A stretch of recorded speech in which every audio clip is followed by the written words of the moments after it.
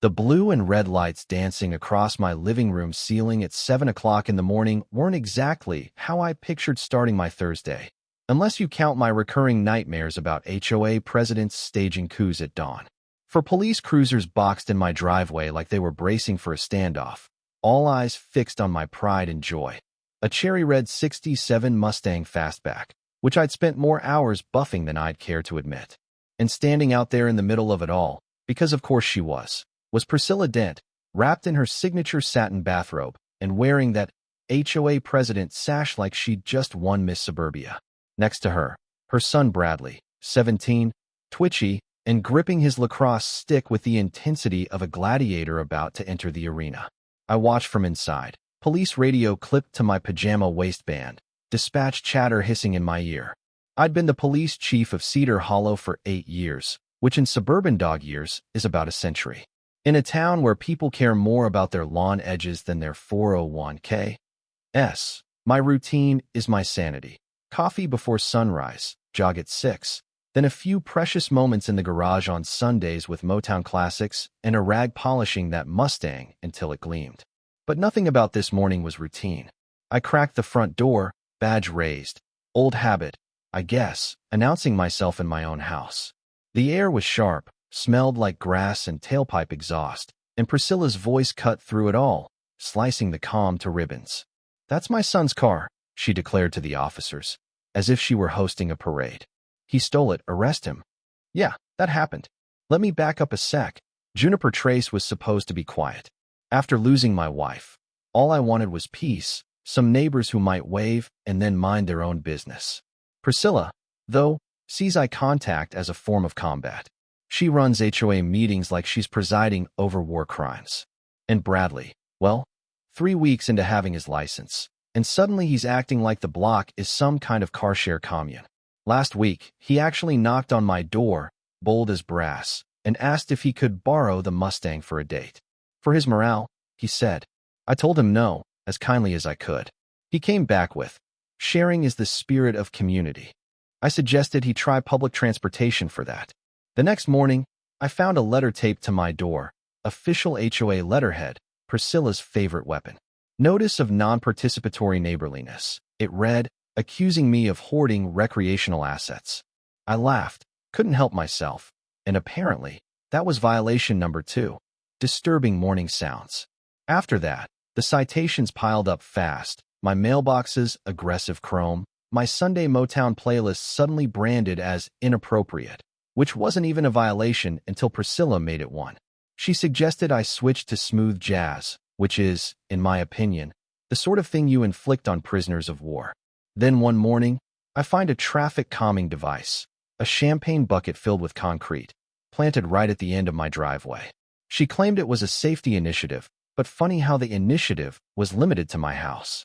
Her next move was more creative, forming a youth mobility task force. Its sole member? Bradley. Their first act was to circulate a petition demanding all underutilized vehicles, read, my Mustang, be reallocated to neighborhood youth. Somehow, they managed a dozen signatures, mostly teenagers who thought it meant they could drive anything with wheels. Soon after, I found a photocopy of my Mustang's VIN number slid under my doormat, paper-clipped to a sticky note. Papwork helps everyone, smiley face. Bradley's boyfriend's rust bucket hatchback began blocking my driveway at dawn. When I called a tow, Priscilla appeared like she'd teleported, live-streaming her collective transport equity sermon to her Facebook audience. The tow driver, bless him, just chewed his burrito and watched. In the background of her video, you could hear me humming, "Ain't Too Proud to Beg," which, of course, went viral on the Cedar Hollow community page. People in town started recognizing me in the grocery store as the Mustang guy. But Priscilla's crowning moment came on that infamous Thursday. She called 911 and with absolute conviction told the dispatcher her son's car, my Mustang, was being stolen in real time by yours truly, and that the HOA had issued an emergency reassignment. She claimed I'd menaced a youth, her new phrase foretold my son no, and cited HOA emergency powers to redistribute cars during a mobility crisis. The dispatcher, who I've known for years, said later she had to mute her mic to keep from snorting with laughter.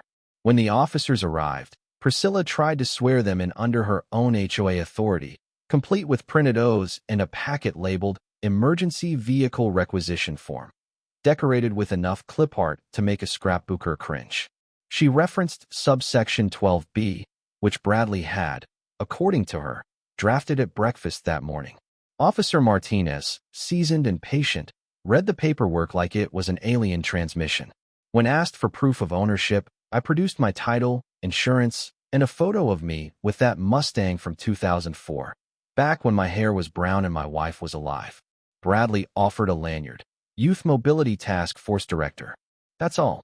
At this point, to avoid any whiff of impropriety, I radioed for county and state police to step in. I wanted it by the book, no shade.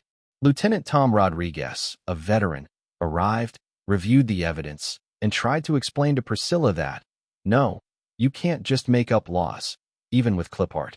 She responded by banging a gavel, yes, a real one, on my mailbox and calling an emergency HOA hearing on my lawn, setting off 3 car alarms in the process, and promptly writing herself up for excessive noise, before realizing who the violator was. Eventually, Lieutenant Rodriguez walked Priscilla off my property, while Bradley stood awkwardly, finally catching on that maybe his mom had crossed the line. Bradley's boyfriend vanished at the first sign of flashing lights, probably rethinking his life choices. That night, City Hall was packed for the official hearing. Neighbors who'd quietly endured Priscilla's reign all showed up, maybe for the spectacle, maybe for the chance to see the rules finally catch up with the rulemaker. Sarah Chun, the AG's rep, led the show, clearly enjoying every minute. They played Priscilla's 911 call and read her emails, where she'd proposed creative interpretation of community guidelines to force me to share my car, calling it a safety drill, if anyone questioned it. When they read the line about community vehicle rotation, someone in the gallery shouted, "That's not how any of this works." The kind of comment that only happens when reality goes off the rails. The charges? False reporting, misuse of emergency services, harassment, fraud, filing fake HOA docs, you name it. When the judge imposed a 200-foot protective order, turns out the HOA clubhouse is 190 feet from my property, so Priscilla would have to skip meetings if I was home. She looked like someone had unplugged her battery. Bradley, meanwhile, got his license suspended after evidence surfaced of him doing victory donuts on the HOA's putting green with a borrowed golf cart. The judge told him to brush up on traffic and property law, neither of which, he stressed, includes communal vehicle ownership. The vote to oust Priscilla as HOA president? 31-1. Hers was the lone no. She tried to vote as president and parliamentarian, a title she made up on the spot, then attempted a proxy vote for her cat, Mr. Whiskers. Lorraine Shepard, the new president and a retired nurse with the patience of a saint, instituted a no-fantasy laws policy. Only real, sensible rules allowed. Priscilla got 180 hours of community service running the city's bike library, so she'd actually have to help teenagers borrow vehicles for a change. She had to take a class on why other people's stuff is not your stuff, usually reserved for shoplifters. And she got hit with nearly $10,000 in fines and fees, which made her jaw drop like a broken Pez dispenser.